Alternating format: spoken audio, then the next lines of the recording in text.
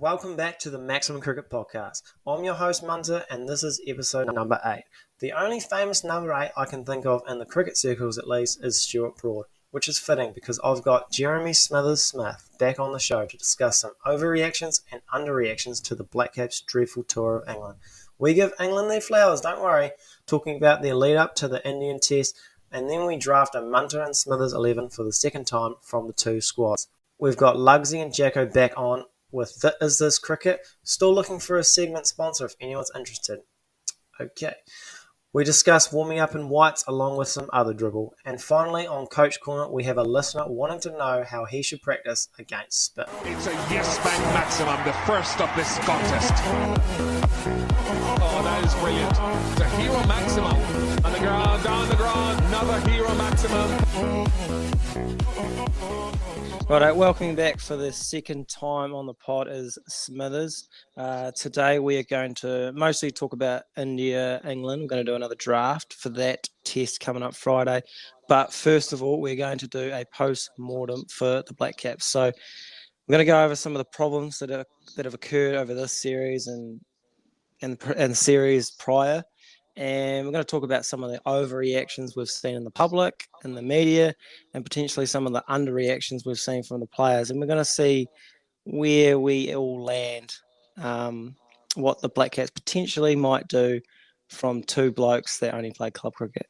So we'll go with the top order woes. So obviously the top order did pretty poor the whole trip. But Mitchell and Blundell didn't. So to put it in perspective, Mitchell and Blundell scored more runs than all the other batters combined. Mitchell and Blundell combined for 400s and 550s, while the rest, there was 150 by Latham, 150 by Conway, and 150 by Will Young. None for Williamson, none for Nichols. To fix this problem, if we go by the public, some overreactions. Tom Latham only scores runs against like your Bangladeshis, your Sri Lankans, your Zimbabwe's, your West Indies, not the big three.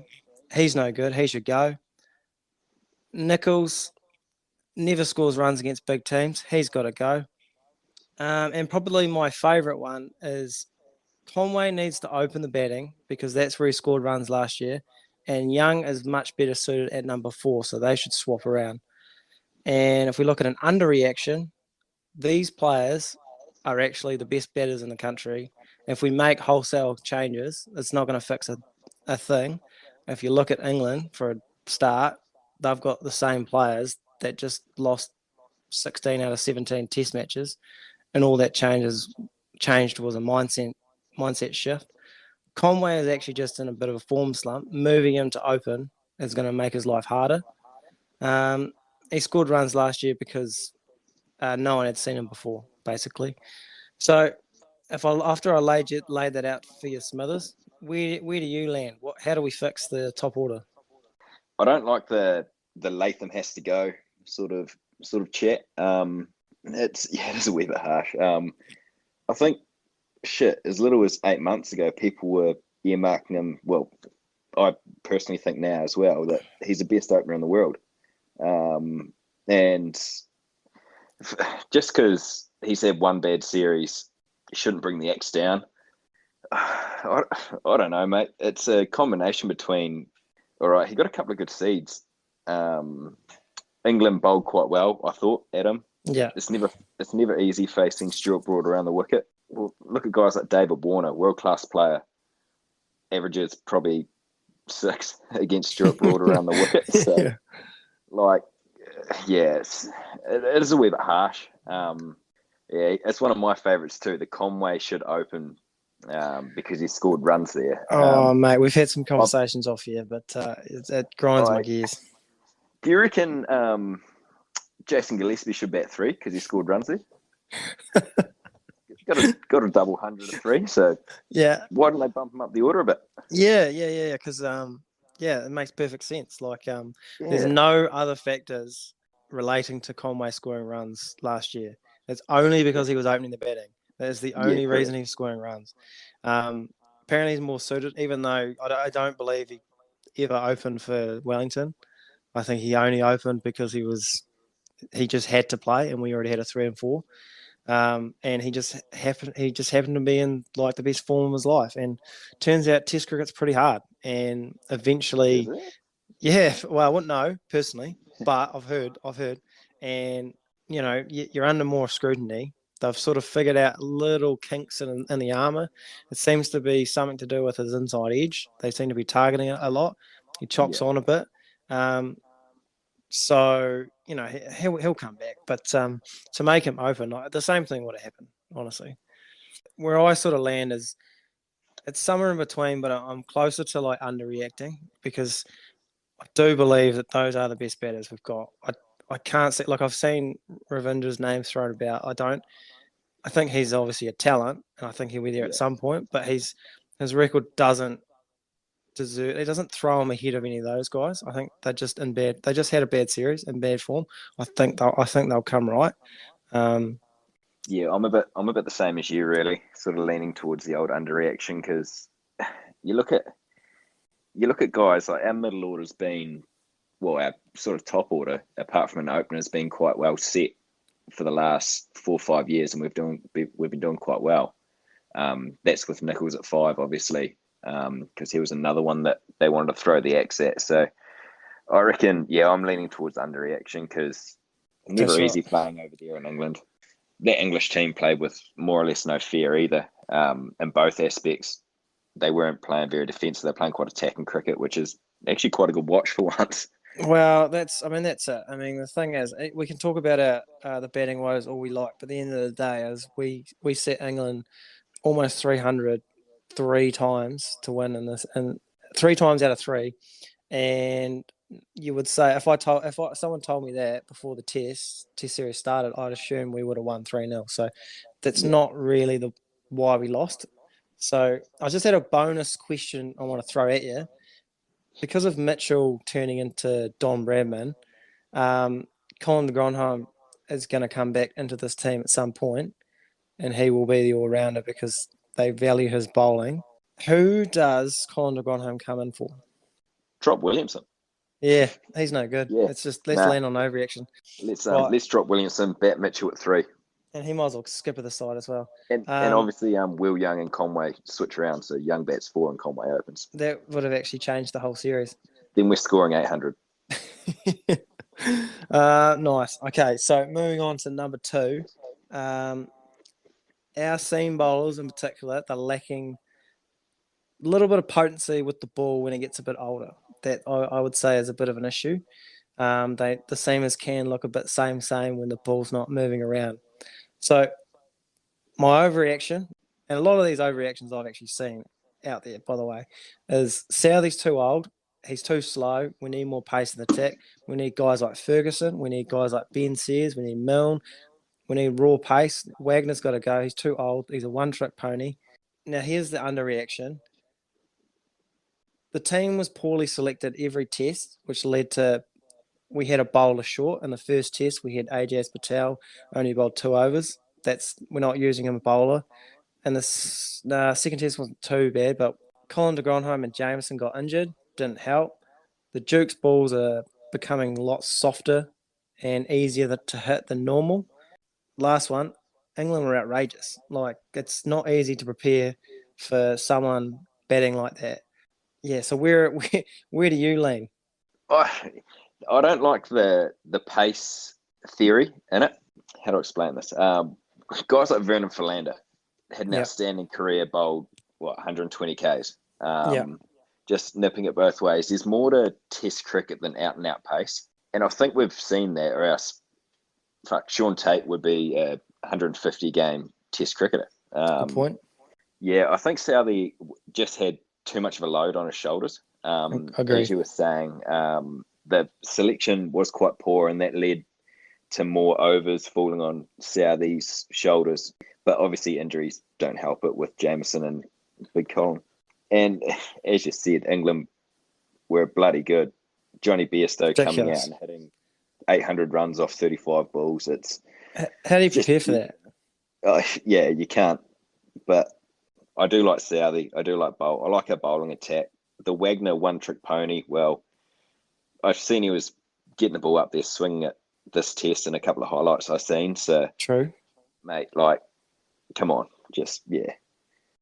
So I probably lean to underreaction on that one. How about yourself, mate? I'm sort of I like if I like the idea of extra pace in a vacuum. Like on paper, it sounds great. Like you have a bowler, you have a couple of swing bowlers, and then you have a guy that can run in and bang it in and really ruffle some feathers, a Mark Wood, that sort of type. But Yeah, you don't want to just chuck in a guy just because he's quick. Like they have to be good and quick, yeah, and those guys don't just grow on trees. So if the right person comes along, Southey, Bolt, and Wagner are going to be here forever. So yeah. potentially in the future, someone like a Ferguson, like I like the idea of someone like that coming in at some point, but not just they have to do a job. They can't just, like you said, Sean Tate bowls quick and he struggled at test level. So, if he's bowling well, like sure, but it's not. You don't just pick someone that's quick for the sake of it. I also seen a comment on one of the posts a few days ago. A bloke sort of said like, "What's the point in picking a quick to bowl short, sharp spells?" Obviously, Test cricket's a pretty long game, and I think like if you want to be a Test cricketer, you have to be prepared to really bite down on the rag and bowl that tough long spell. I don't know if the public wants someone to come in, bowl 150 Ks, 3 over spells, 4 over spells. So I don't think it's going to be very beneficial for the team because then again that puts more load on the other bowlers. Yeah, that's a good point, and it only works if you've got the rest of the lineup doing their job. Like you look at the Mitchell Johnson Yeah, Ashes, the famous ones. Like he was used in those 4-5 short spells, but he also had like Ryan Harris, like Siddle. yeah, There was someone else as well, just bowling like really tight, building up the pressure. So he was allowed to potentially go for a little more. yeah. So it only works if the rest of the attack buys in. So I mean, yeah, I am a little underreaction. I do think even with all these things going wrong, that Johnny innings was unbelievable. And then to be fair, even that second test, like one of those balls could have gone up, and that the team has potentially become too conservative under Gary Stead and Williamson. And some of the points that I've made around that is and this is probably more Williamson, is a real over reliance on Bolt and Southey. They either won't pick a spinner, or when they do pick a spinner, or they pick the other spinner, Bracewell, who's actually a batsman because they want to have 8 batsmen and bolster the top order. When you pick 8 batsmen, is such a negative mindset, and it's just this never would have happened 2 or 3 years ago. And also when you pick Mitchell as the all rounder and he doesn't bowl, that puts the pressure back onto Bolt and Southey. And I honestly think that had a big part to play in why Southey just looked toothless by the end of that series. So my overreaction, well, not mine, but what I've seen, Gary Stead's got to go. We've got to get in a very vibrant coach, aggressive coach, get him in. Williamson has to go as captain. We've got to get Latham in or someone more aggressive. All the selectors have got to go. They can't pick the right team. We need to copy England and get guys like Phillips in for Nichols, someone that can hit it. Bring back Guptill. I've seen Santner's name thrown around like they forgot what happened when he played. The pitches in England are very tough to pick. And also the Duke balls were getting a lot softer than normal, which wasn't anticipated. Therefore, normally it swings for longer, and it wasn't. So the older ball, we were getting absolutely hammered, and we didn't prepare for that. If we went Latham instead of Williamson, is that really a better move? Is Latham really more aggressive than Williamson? Latham's already in bad form. Do we really want to lump that on him? We forget Gary Stead was the coach when we won the Test Championship. Besides, how are we going to get someone like a Stephen Fleming or anyone like that? We can't afford them. So where do you land there, brother? I'm a wee bit on the fence actually, mate. Yeah, I am too, actually. I'm neither here nor there. Gary Stead has to go. Yeah. Bring in Scott Robinson, good coach. I've actually seen that. It's not bad.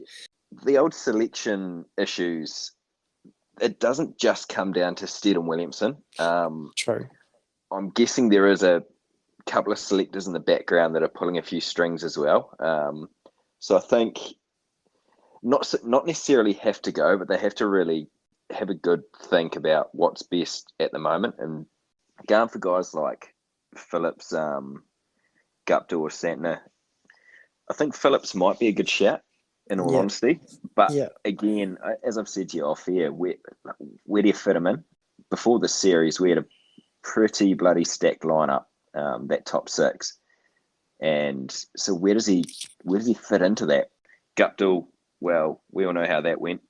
And Santner, yeah, I'm not going to comment. But, I mean, the thing about Santner is, like he's not quite there down the line as a spin bowling all rounder, if that comes along. But yeah, if it doesn't come along, it's basically like carbon copy of the Bracewell thing, isn't it?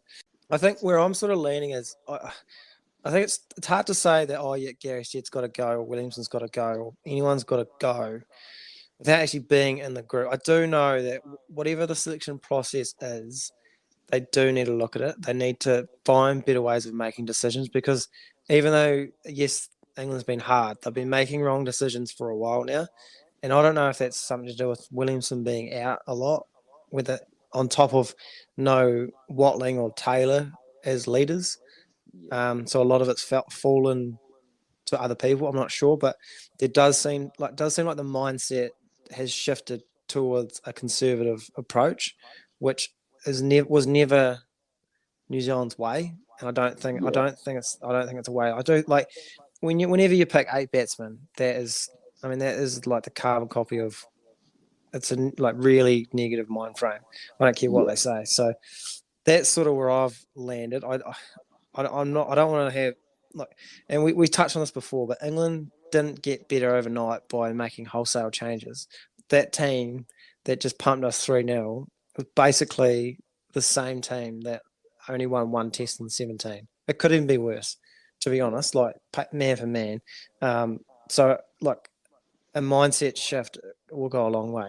A massive selling point for that mindset shift is the way Stokes came out in that, was it the first innings this test? How he came out and just pretty much tried to hit every ball for 4 or 6. You talk about Stokes, and I don't know if this is true, but I was listening to TGC before. Sam Perry was saying that Stokes thought that they should have gone for all the runs on day 4. They said if we go at 7 and over, we can knock this off tonight, and it had to be talked down.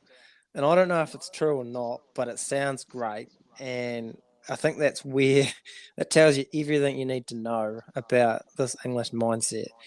And it is a good sort of segue onto it, because we'll move on to the England-India series, because it's they're calling it BAZ Ball, but it's a bit of BAZ and Stokes Ball. It's Bairstow Ball. Bairstow's like Brendan McCullum on steroids at the moment. Like they want to just, how far can this go? Like, can this keep working? How do you think they'll go against India? I'd love to see them do the same thing to India as they did to us. Make you feel better. Am I right in saying it's only one test though? Yeah, it's the last test of that series last year. I'd love for them to absolutely bury India. In all honesty, make us feel better. I'm actually hoping for a draw, because I've got I had money on the test series last year, 2-1, and so I was sort of holding on that same bet. So I've had to wait a year, and now England are suddenly really good, and I'm pissed. But here we go. I hope they do the same and it works, and then we look better. That's my theory. Correct. But I do think India's slightly better than us, especially their bowling attack. Like Bumrah, it would be so hard to like do this to Bumrah. You'd think, like with his change of paces and his T20 prowess and that sort of stuff, and it'll be interesting to see how they play their spinners, India's spinners. Like our spinners are not great compared to Ashwin and Jadeja. So can Johnny just tee up Ashwin? Be a hell of a watch. Yeah, you'd hate to see it, wouldn't you? It's actually going to be quite exciting, this England team, if they keep going the way they're going. See how they go in this next Test Championship. Because, gee, I'd love to see them. Honestly, if it's not New Zealand, I'd love to see England go all the way. Score beating India at Lords. Don't know where the next final is. At Lords, posting 800 after day one. Stokes and Bairstow both get 250 off about 80 balls. How good would it be? Oh man, I'd enjoy that. Ashwin goes at 12s. Yeah, we'll be like, oh, we kept them to 6s. We're going to do a draft again. We're going to do the Munter 11 versus the Smithers 11. This time, the Indian and England teams. Just quickly, Smithers, looking back at your team. Back it. You back it. You're pretty happy with your team from the last one. Well, you managed to get Mitchell in there, which worked quite well. Well, yeah, correct. I copped some absolute heat from it though. Like, gee, I've got blasted on your TikTok by a couple of blokes there. Oh yeah, it happens. Maybe they should be the New Zealand selectors. Or I stand by it. I'm pretty happy with my team there. Yeah. You probably, to be fair, your team probably outperformed my team throughout that series. I had a few duds where I had Crawley and Latham. I had I had Nichols. I had Conway. I think the only one that did well was Root and I had Bairstow. So that was basically Root and Bairstow did all my runs. Okay, so do you want to go first pick again? You want to have the honors since you took the L, so you might need it.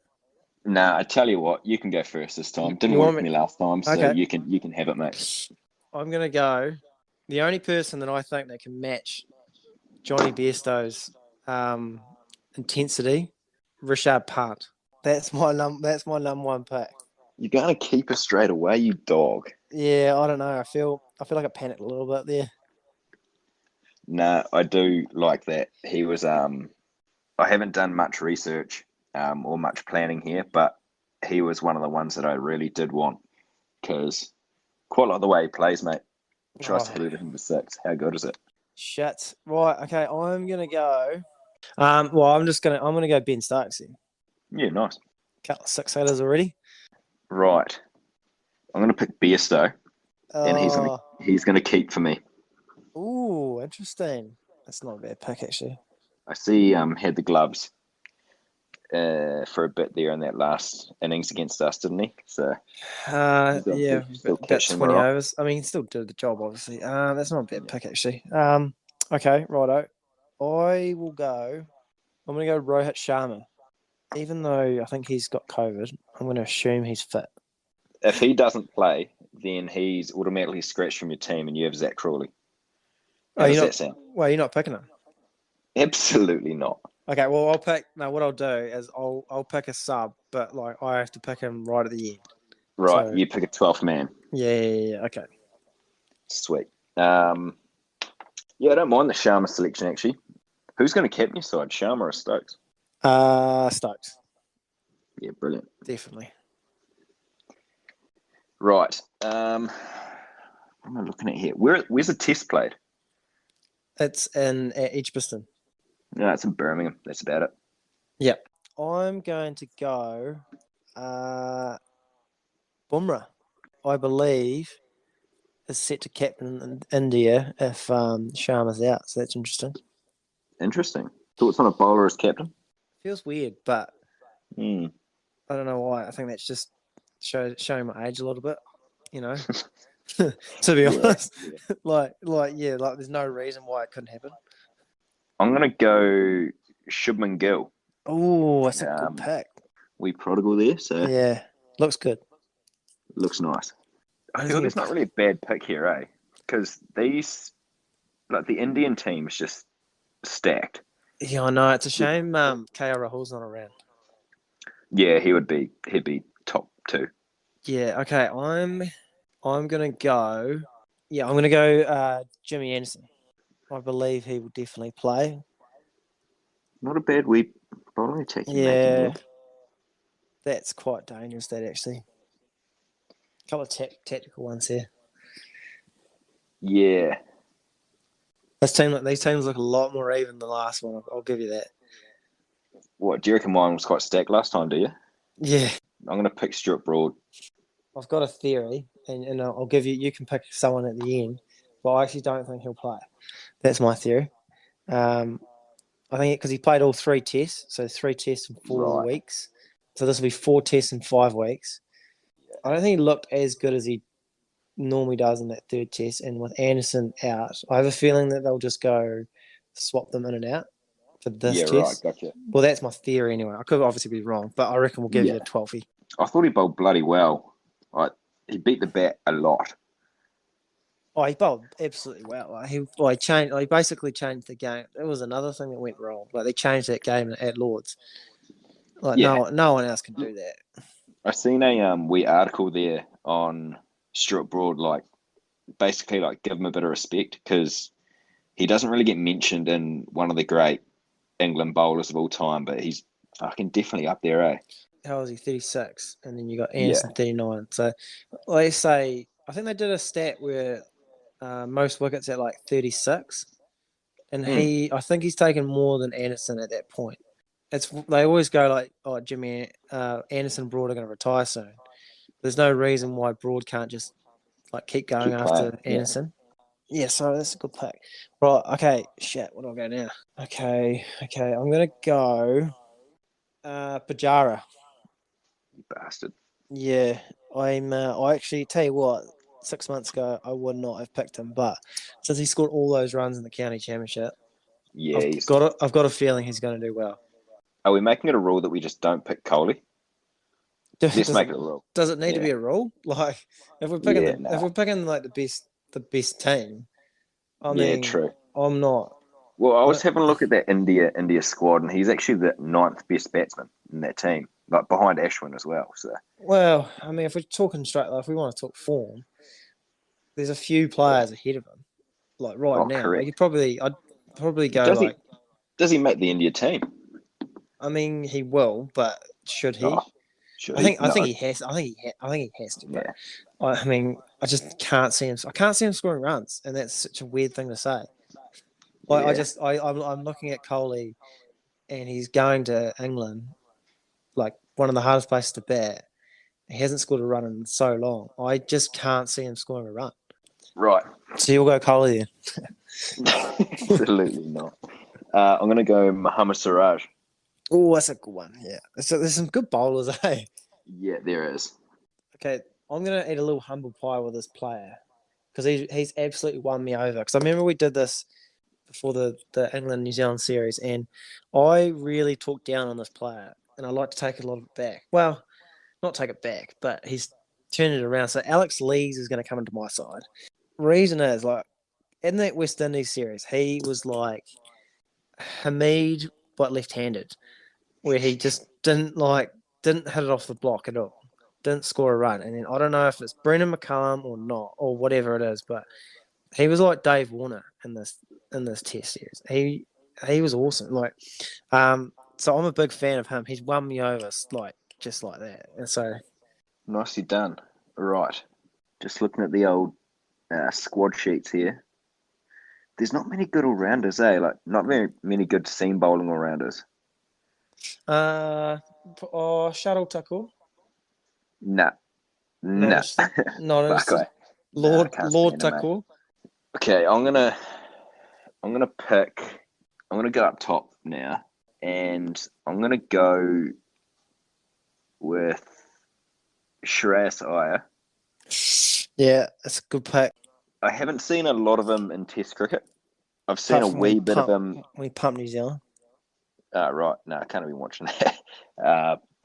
But no, I've seen a wee bit of him in IPL, and he looks quite nice. So yeah, I'll have him in my team. Thanks. Because he made his debut against us in November, right over there, and like because it was obviously the Bunsen burners, and he was like whacking hundreds and all sorts. Yeah, nice. So he's a gun. That's a good pick. I'm gonna go. I think I've got a couple of bats left. How's your batting lineup looking? So you probably need an opener. Don't worry about me, mate. You just worry about your team. No, I'll let you know I'll let you know my batting order at the end. Okay, right. Okay, right. Well, I'm going to go with the obvious one. I think I've held out long enough, and I only held out because you already picked a spinner. But yeah, I actually toyed with him being number one, but I've got Ashwin. Probably he's got some questionable dismissals, but Well, he's just a questionable bloke, isn't he? yeah, but he's probably the best spinner of this generation.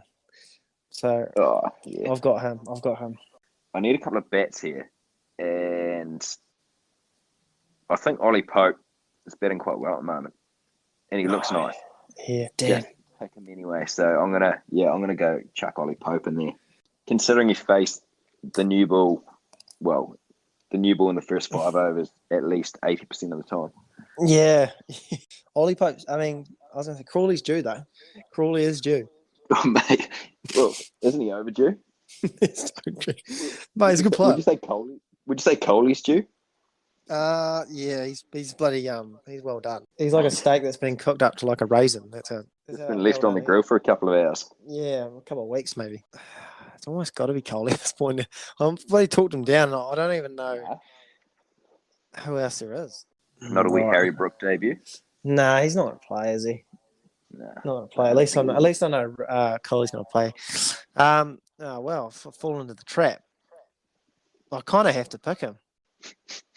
You're not, are you? I don't like. Who else is there? There's the whole English batting lineup's gone, and then you've got it's bloody Vihari and Seamers. Yeah, so you're gonna have to pick the other guy. So I'm gonna go Coley because there literally isn't no one else. Didn't really think that through. Interesting. Okay. But I don't know if I like my team. No. He says with confidence. Yeah. I need an opener. I know one. He plays for England. Yeah, no, there's no chance. I guarantee. I know that. Yeah, you can go. You probably go Agarwal. Is he in there? Yeah, he's on standby for Sharma. Yeah. So he's in the squad. Right. Okay. Well, in that case, if Agarwal's in the squad, I'm gonna pick him. Fair enough. Okay. Well, then in that case, I'm gonna go Vihari. Yeah, Interesting. Okay. I'm going to bolster that batting line a little bit. Now I like it a lot. Being conservative. No, not really. It just gets me. It gets me to pant at 7. Stoked Well, at 6. I'm looking at your team. You need a bowler. Yeah, I need a bowler now. Yeah. So I'm probably going to take the next best bowler on offer, who's Mo Shami. Oh yeah, dude, it's a good one. Yeah, you got him. That's what I wanted. You bastard. Yeah. Actually. Now, see, I was thinking like Amish Yadav, and then I just forgot about the guy that's absolutely torn New Zealand a new one. I'm going to go Matt Potts. Yeah, I thought you might. Yeah, I just think that's a smart bet. Like, he's bowled really well, playing in England. He's going to bowl again. He's in form. I don't like picking him over. If I pick like Yadav, that'd be just silly. So that's me, I think. 1, 2, 3, 4, 5, 6, 7, 8, 9. Yeah, that's 11. So, yeah, your last pick. Last pick. Right. It's pretty slim pickings now, mate. Yeah, because these squads are quite small. They're a lot smaller. Would you pick Jadeja as a bat and Jack Leach as a bowler? Absolutely fucking not. I mean, just did take 10. Yeah, but they're all caught on the fence. Well, yeah. Personally, I've never had a problem with that. Yeah, well. It's a wicket in the scorebook. I'm gonna go Jamie Overton. Ooh. I don't. It's not bad. Yeah, it's not bad. I really don't like his bowling though. That's the only thing. You pick him as a number 8 batsman. Basically, yeah. Nice. Josh Bates. He's going to bowl in my team probably the amount of overs that Daryl Mitchell bowled. Okay, so your bowling attack is Jadeja, Overton, Shami, Broad, and Suraj. I suppose, yeah, that makes sense. Right, okay, do you want to give me your order? Opening the batting will be Shubman Gill and Manyak Agarwal. Yeah. Ollie Pope's going to bat at 3 for me. Makes Joe sense. Root's at 4. Sharice Iyer. Shayas Iyer. Yeah, sorry to the Indian contingent. He's going to bat at 5. Yeah. Bairstow's going to bat at 6. Yeah, I And like it. Heat. Yeah. Jadeja at 7. Overton at 8. I'm going to go Broad at 9 this time. Yeah. Only if he bats the way he did against us, like just clear the front leg to square leg and just try heave everything. Yeah, I don't mind that. I think he's going to, isn't he, under BAZ Ball? Shami at 10 and Siraj at 11. That's not a bad team. Okay, so I've obviously got Sharma and Lees up top. I've got Pachara at 3. I've got Kohli 4. I've got Vihari 5. I've got Stokes 6. I've got Punt 7. I've got Ashwin at 8. I've got Potts at 9. And then I've got 2 jacks with Anderson and Bumrah. I'm going to put Anderson at 10 because I just want to give him confidence. Yeah, like it. Nice. Okay, so what do you thought? I actually think these teams quite even. I mean, I gave you shit the last time, but I think this could go either way. Yeah, correct. But it'd be interesting to see how they go. Just before we go, you do owe me a beer, and so we're taking this as double nothing. Yeah, unfortunate for you, mate. I'm currently drinking it, so unlucky there. But nah, we'll go double or nothing. Thanks for coming on there, Smithers. Been a blast as per, and Nice I look sweet, mate. forward to a couple of beers. I'll get my people to be in touch with your people, and the invoice will be in the mail, mate. Yeah, cheers. No worries. Yeah, big fees on this show. Yeah, 100%. All right, legend.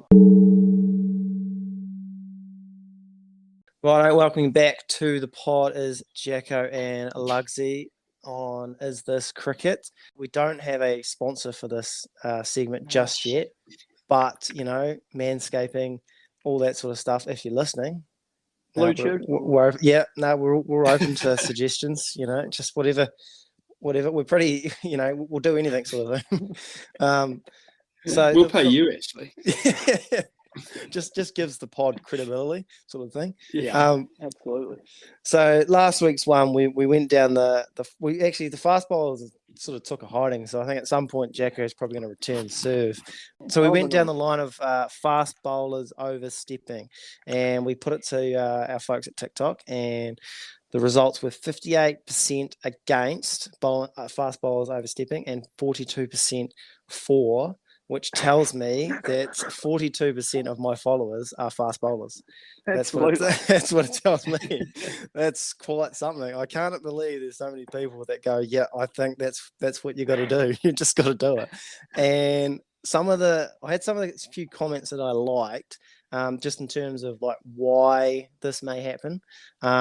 Someone said that potentially an umpire in a game is like a cue. So when you sort of take off, which potentially, not too sure.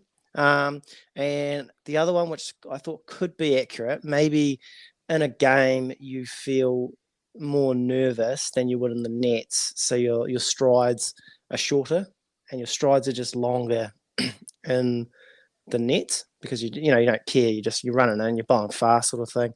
And I think my favorite comment as a whole, and probably the most truthful one, was just it's in our fast bowlers' DNA. So you're just born with it. I think that last one's the only credible response, really. They just want to do it. I think they all act like, I don't know how it's happening, but they know what they're doing. So any thoughts on that one there, Jacko? Yeah, I think very interesting. The umpires one seems to be probably the most sort of recognised theory, in that you sort of have a jumping point when the umpire's there. The stride length one's interesting, but again, probably, the one for me coming from fast bowler is your run-up's the same, so surely it shouldn't be that different. But so yeah, all I can put it down to is as that listener said, it's just in our DNA. We've got to overstep, and we've got to sort of make it as tough for the batsman as possible in the nets. And yeah, we just actually don't have a choice in it. We're just hardwired to overstep in the nets.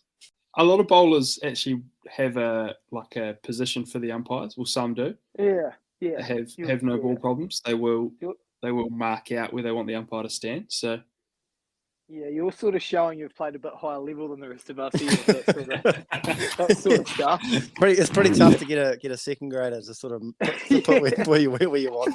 They'll purposefully stand like just off, won't they? I was just saying, I've got a bit of feedback from one of the guys I accused of, Callum Thompson, who did say he was one of the ones. He didn't overstep. He was just that quick in the nets. Just seemed that quick. just straight denying it. Yeah, I don't mind that.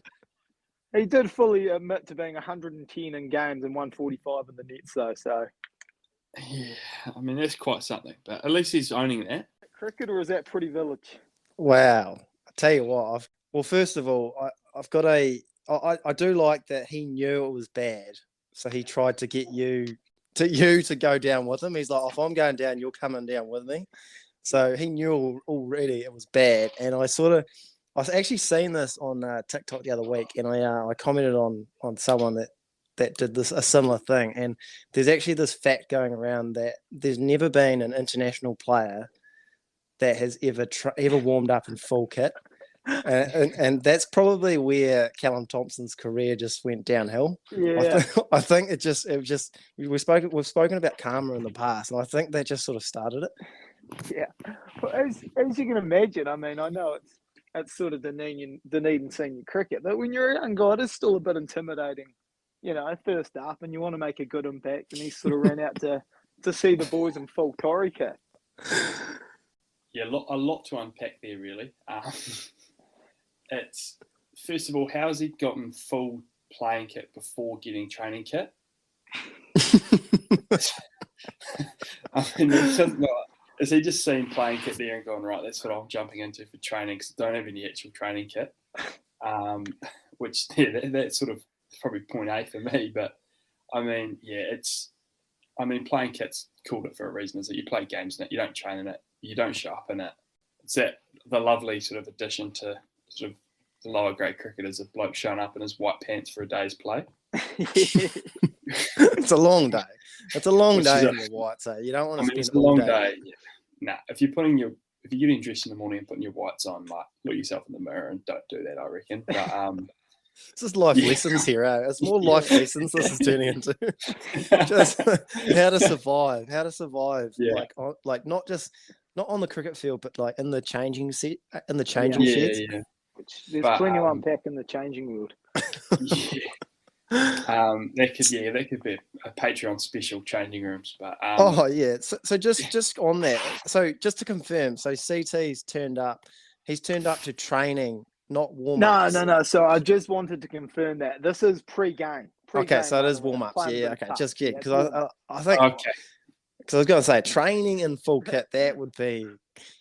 I don't even know where to start with that. Yeah. But yeah, I mean, you've just got to save the playing kit for. I mean, the captain can put it on at the toss and then take a few catches in his kit afterwards if he needs to. Yeah. But outside of that, you're not warming up in playing kit, unfortunately. I mean, let's be sort of real. We're all cricketers, and we actually don't like playing the game. So I don't know why you would want to sort of like put your kit on because you've got to wear that, as we said, a long time. So the longer you can not wear your kit, it sort of generally means that like you're better. Yeah, because I was going to say, I even sort of throw a flag on a guy that's going out, for a lunch break to go grab some Subway in full kit. Oh, I sort of think as soon as you're out, if you're battered, you're out, you're straight into your new kit. You're into your flip-flops and shorts. Yeah, that's a good one. Yeah, I think I'd probably. I mean, you can probably get away with that on occasions. Like it'd be like an opening bat, like you've just fielded. He might want to just stay in his kit, sort of thing, or a bowler. You've just batted, sort of thing, and he's staying in his full kit. So there's exceptions to the rule, but there are no exceptions to the warming up part. Yeah. Well said. No, I've actually just seen this, not on the cricket topic, but I've seen this slip into the NRL a bit where guys are warming up in their playing kit. And, I mean, they're tight jerseys and we all know how sticky it gets. So I just can't imagine why they're doing that in NRL. That's almost worse for me. Can you imagine, like, in the NBA, if they just had, like, Like you just got like Steph Curry and LeBron. They're all in just like full Full- Lakers kit, full Golden State kit, and doing their like pre-game warm-ups. Like it'd just be Yeah, weird. cool. Yeah, it's definitely one you've got to avoid if you can really. I've just thought about something, and this is a very side note here. So sort of feel free to edit this out, Munter. But I don't know why this has just hit me. I think we're just talking about pre-game sort of chats and whatnot. And my first ever time I was captaining the Torres second grade, I was had a young guy, Dean.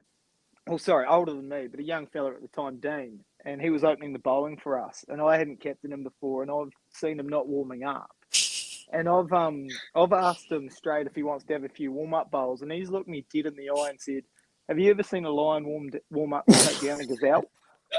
So I don't know where that fits in, but rogue pre-game chatter. I don't. That just sort of goes into like, do you warm up? And I've never seen that on the cricket field. He's not wrong, to be fair. Yeah. I've sort of had no answer for him, I have to say, at the time. Yeah. Was that his last over? I honestly don't know I think I was just sort of okay. You're just like, if this over is not like gas, this will be your last bout. Yeah. Very little faith to throw him the ball then, aren't you, for the rest of the game? We got anything else there, fellas? How was the weekends? I suppose Jacko, you spent most of yours travelling. Lugsy, do we behave over the weekend or? Yeah, I think we behaved. I mean, there's not a lot of memory, so I can't sort of guarantee I've behaved, but I think I've done my best and no criminal record at this stage still. So I think we call that a win. Surviving Queenstown. That's one of the lowest bars for a W you'll get. Yeah, well, Successful night. I've learned to not set the bar too high. You're just racking up Money Mayweather wins, just like 52-0. I took some losses, I'll tell you that. Yeah. Would that put you at sort of like 1001 if getting arrested is the bar crop? Some very near misses, I have to say. Some knockdowns, but I got through the fight. Very good, very good. Right, boys, I'll leave you to it, but thanks for coming on again, fellas, and we'll catch you again next week. No problem, mate. Till next week. Catches. Starting today, you will play like winners, act like winners, and most importantly, you will be winners. If you listen and learn, you will win basketball games.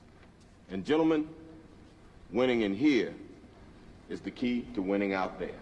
Righto, Coach Corner this week, where I answer your questions live on the air. So if you do have a question, reach out on Instagram. This one comes from a Coach Carter story.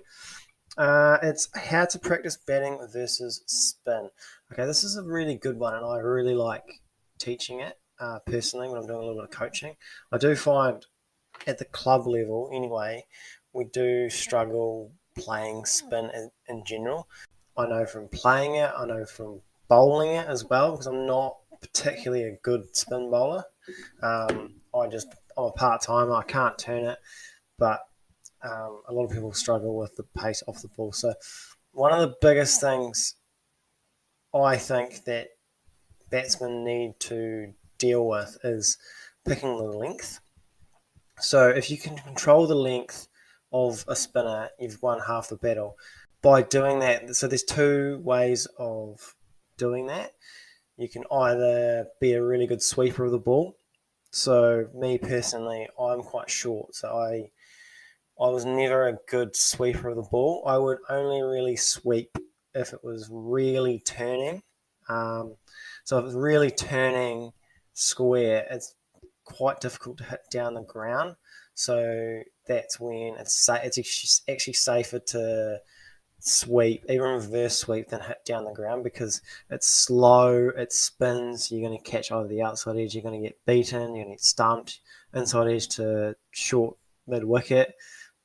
Or I would often sweep if it was drifting down leg, and the reason behind that is because I know if I miss it, it's not LBW. The umpires didn't know, so cheers.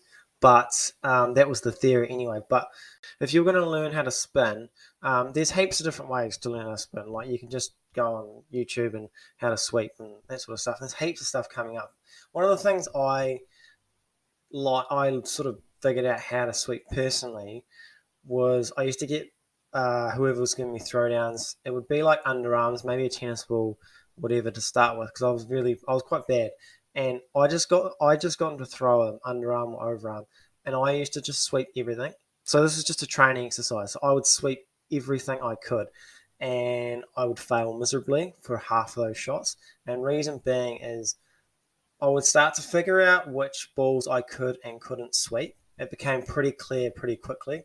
Like obviously, once you got the technique down pat, it's about picking which balls to hit. And I just found that was the best way to know that, was to just do it over and over again. And every time I made a mistake, like if the ball was too wide outside of stump, it would be a mental note, well, I can't sweep out there or whatever. And everyone's sort of different. Everyone has different reaches, and that's the best way to learn how to sweep for me. The way I normally play spin is I like to use my feet. And now when people use their feet, they always talk about coming down the wicket. And that's the majority of that. So, but it's also going back and using the crease. So that's when I talk about controlling the length.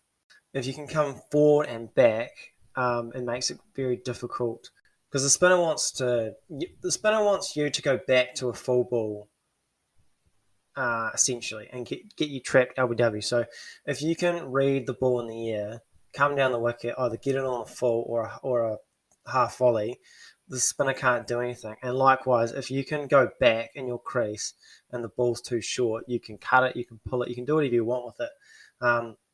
And one of the things I like to do for that is it's a drill that helps you pick the length in the air, and you get someone to underarm the ball, could overarm them, but let's start underarm, and they lob it to you, and you're trying to hit the ball on the half volley no matter what. So you need to read the ball in the air, and you need to start figuring out where that ball's going to land. And that ball, so if it's going to be like a full toss, like a normal full toss, if you batted normally, you need to then go back and then play it as a half volley. And if it's short, you need to use your feet and get it there on the half volley. So the whole purpose of the drill is to get it there on the half volley. I don't care what the shot you play. I mean, try and be still on impact, obviously, but it's more about, can you pick the length? Once you pick the length, your life's going to be a lot easier as facing spin. So that's all I've got for you today. I hope that helps. So that is us for another week. Thank you to Jeremy Smith. Thank you to Simon and Jackson. And of course, thank you to our awesome listeners that tune in every week and listen to us talk dribble. If you enjoyed this episode or any others, please do rate and review. It goes a long way. And if you want to support the podcast and get access to daily catch-ups of the England Test summer, bear in mind it was pretty tough as a Kiwi to do dailies, but here I am. Check out our Patreon at patreon.com/maximumcricket. They are also up on YouTube if that suits you better, but audio only will be a Patreon. Otherwise, have a great week. We have England versus India and Australia versus Sri Lanka to cover next week, so we will see you then.